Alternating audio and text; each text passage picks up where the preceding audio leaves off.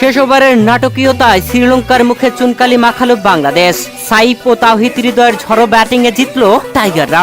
দর্শক, এশিয়া কাপের সুপার 4-এ নিজেদের প্রথম ম্যাচে শ্রীলঙ্কার বিপক্ষে খেলতে নেমে টসে জিতে শ্রীলঙ্কাকে ব্যাটিং এ আমন্ত্রণ করে বাংলাদেশ। শ্রীলঙ্কা আগে ব্যাটিং করে বাংলাদেশকে 169 রানের টার্গেট দেয়। সে রানের টার্গেটে ব্যাট করতে নেমে কোনো রান না করেই প্যাভিলিয়নে ফেরেন তানজিদ হাসান তামিম। তবে অনডাউনে আসা লিটন কুমার দাস ওপেনার সাইফ হাসানকে সঙ্গে নিয়ে দারুণভাবে খেলতে থাকেন। তবে লিটনও প্যাভিলিয়নে ফিরলেন 23 রান করে।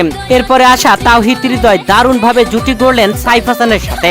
বাংলাদেশের জয়ের পথ এগিয়ে নিতে থাকলেন। তবে অনিন্দ্য হাসারাঙ্গার বলে সাইফ হাসান 50 করার পরে 61 রান করে প্যাভিলিয়নে ফিরলেন।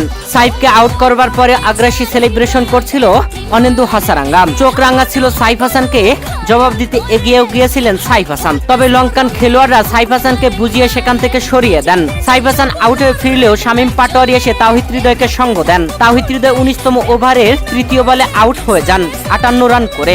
বাংলাদেশের জয়ের জন্য তখন দরকার 10 রান। এরপরে জাকের আলী এসে শেষ ওভারের দ্বিতীয় বলে আউট হয়ে যান। বাংলাদেশের তখন জয়ের জন্য প্রয়োজন 1 রান। এরপরে মেহেদী হাসান এসে আউট হয়ে যান। শেষ ওভারে এসে শুরু হয় নাটকীয়তা। তবে নাসিম এসে খোঁচা দিয়েই একটি রান নেন। আর বাংলাদেশ দারুণভাবে এক বল হাতে থাকতে 4 উইকেটের জয় তুলে নিয়েছে।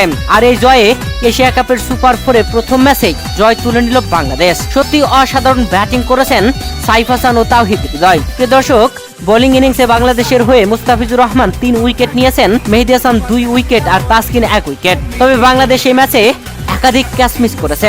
লঙ্কানদের এত রান হতো না। এত রান হলেও বাংলাদেশ দাপুটে ব্যাটিং করে জয় নিয়ে শ্রীলঙ্কার মুখে চুনকালি মাখালো।